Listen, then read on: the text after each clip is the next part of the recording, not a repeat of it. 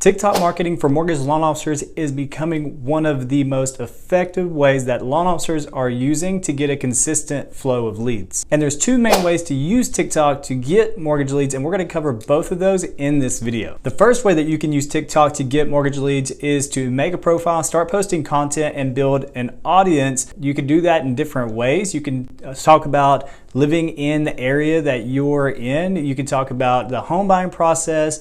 You can talk about mortgages. There's a lot of loan officers right now that are killing it with TikTok. So what I suggest doing is going to their profiles, finding some of the most successful ones and seeing what type of content they're posting, what's working better, what's not working as good, and start to model your post from that. So I actually go through and look at a lot of loan officer TikTok accounts just to gather some insight and see what's working in the industry to help the mortgage loan officers that we work with. And there's some tips that I think could be very beneficial to you. So the first thing is, when you're first starting your TikTok account, have an idea of the type of content that you're going to start with. It's always better to start narrow, and then once you start to get some momentum and start to build an audience, then start to get a little bit more broad.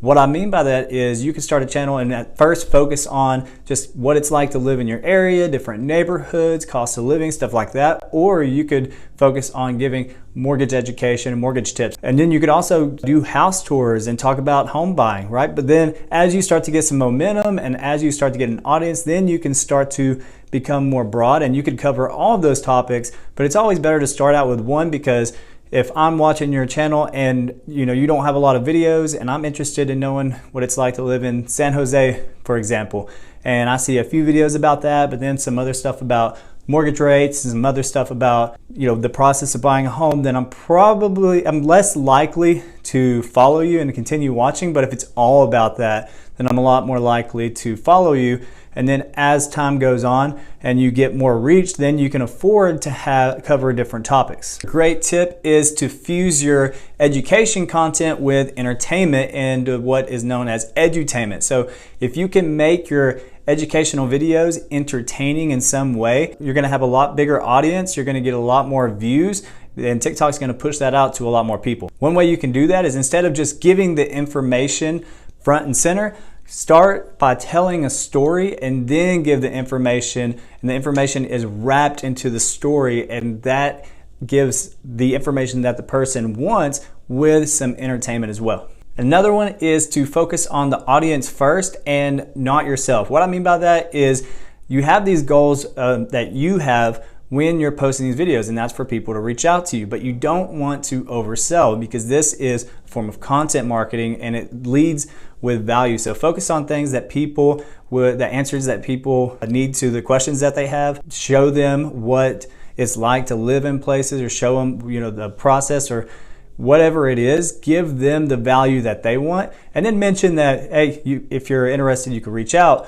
But most of the focus needs to be on the audience, because you're not going to be able to build an audience by constantly overselling yourself. But if you lead with value, then more people will reach out to you because they know that you're going to take care of them. And this is important on any social platform, but especially TikTok, is to post consistently. I've seen loan officers on TikTok that are successful post one time a day or even multiple times a day.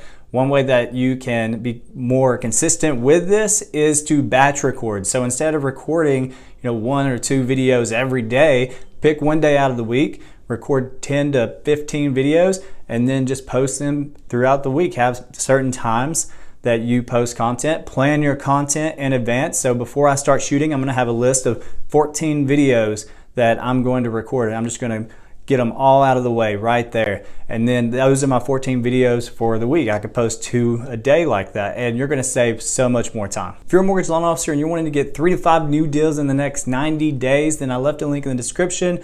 All you got to do is click, fill out a little bit of info, and we'll send you a text. And you can find out exactly how we do that for the mortgage officers that we work with. Again, link is in the description, and we look forward to talking with you. Starting your profile and posting content is a great way to get mortgage leads. The con of that is it does take time and it's a little slower to get started. There is another option as well, and that is to run TikTok ads. This is actually what we do and what we specialize in, and we have pretty much cracked the code on doing this for the mortgage industry. I'm not going to go too in depth here, but the overall strategy is you start statewide And then based off of the data, after about 3 weeks or 100 conversions, then you start to have enough data to optimize your targeting and become more and more dialed in, and you start to get some insane results and some insane volume and quality. And if you decide to go this route, make sure your videos are no longer than 34 seconds. 21 to 34 seconds is the best length. And then also make sure they're vertical format. Don't try to put a horizontal video and put the text above and below. We tried that and it underperforms. And if you follow this strategy, you're gonna have a huge volume of leads that come in.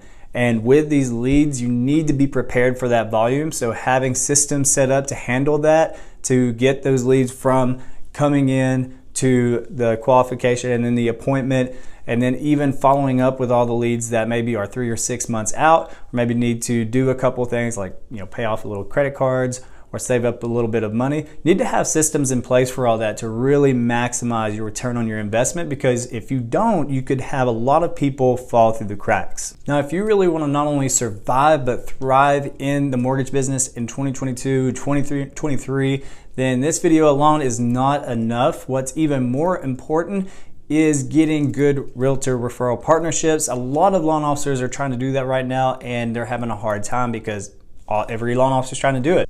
And that's why you should watch this video next, because in this video we covered the best way to get more realtor referral partners.